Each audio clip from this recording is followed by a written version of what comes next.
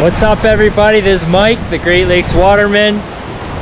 Today, gonna try another wing, upwind, and then downwind SUP paddle home. Last time it was kind of proof of concept, just to see how it was gonna work and if I could do it, wearing the backpacks, getting the paddle on there.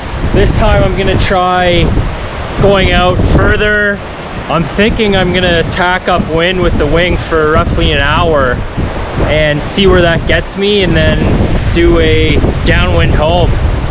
I guess the beauty of the wing with the SUP, rather just doing a straight downwinder, is you can start and stop from the same spot. If you just do a downwinder with the paddle, you're gotta figure out a way to get home. Just gonna send it. All right, here's a quick look at how the paddle is attached to the wing. I just have these Velcro tabs I got from the hardware store and put them on the harness line, just tied on here. Also, harness line for a long upwind haul. Pretty nice to have a harness line. Keep those hands nice and fresh. Pretty easy to do. And GoPro up there. This is the first. All right, sweet. Ripping riding. Paddle on my head. Just starting to walk. Up on my big upwind journey. Tracking how far I'm gonna go. And everything's working out pretty good.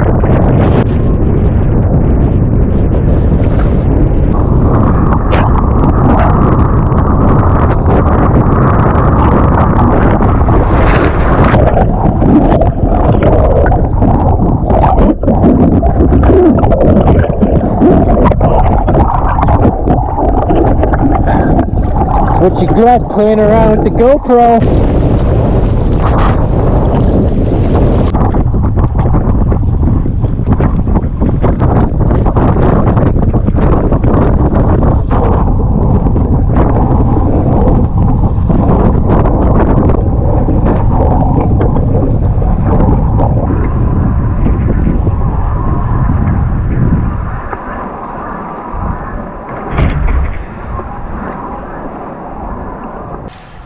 Yeah, so that didn't go as planned. Riding a bike from the nice people on the lake who I landed on their shore a ways down from my place. So much for starting and stopping where you finish. But yeah, just riding my bike, a borrowed bike, in a wetsuit. All good. Hey guys, just got in on the water. My board's a few kilometers to the east. That did not go as planned. Yeah, we had these wildfires up here and it's really hazy, and once I was a ways out there, I didn't take good, I couldn't tell where I was on the shoreline. I know my watch has like a tracking app. I should have lined that up. Didn't really think of it. There's a freighter way out there and I should have used that as a landmark better, taking mental notes, but I didn't. So while I was out there, I didn't even really, wasn't too sure where I was on the shoreline, where I should aim, and tested out some new gear. So I got up on foil pretty quick, then wiped out. My bag buckle blew out. Was having trouble getting up, and then I came into the shoreline or started to see where I was, and then I realized I had to go way west, like 2-3 kilometers. And while I was out riding the waves, I was trying to traverse, and that's always tricky because you can't just ride the waves. You're always trying to go to the left or right, and just fell more than I wanted to. Oh, a bit of a humbling experience and a learning experience. Next time, definitely take landmarks. Didn't go as planned, but live and learn. That's all part of the adventure.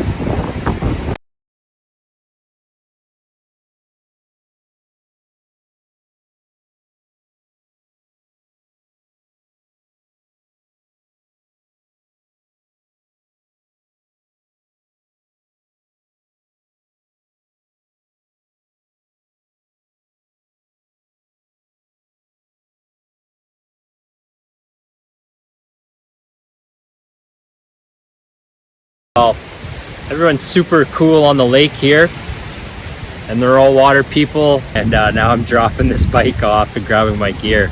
That's pretty rad.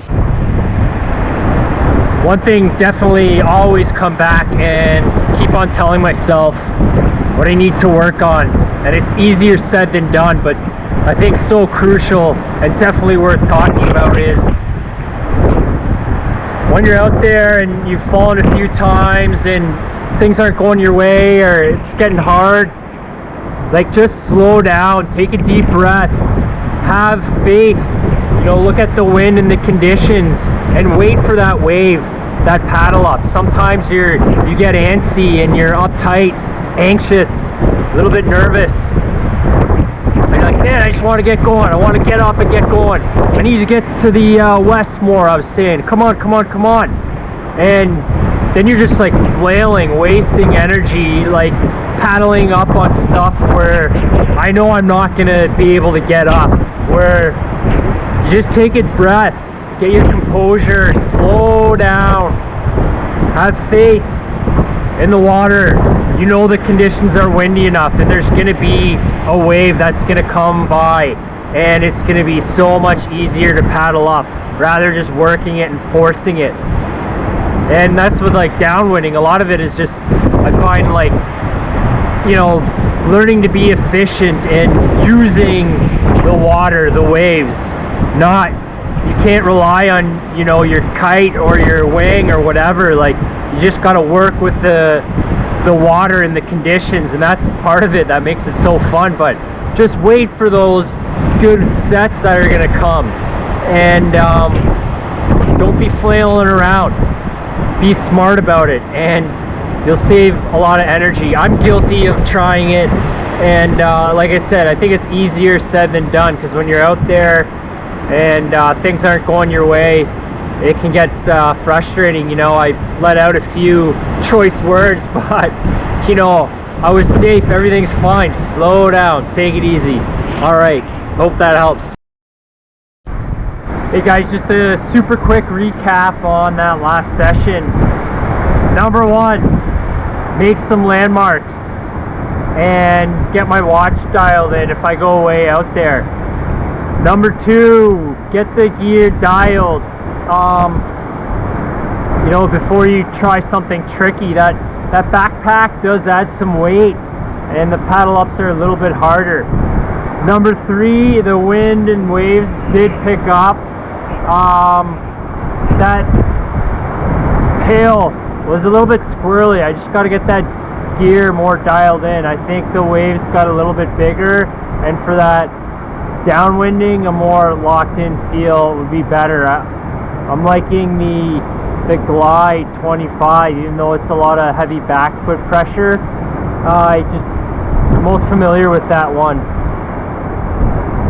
Also, yeah, that was definitely humbling, or, you know, kind of disappointed how it turned out, but that just makes me want to go out and try it again and get better at it.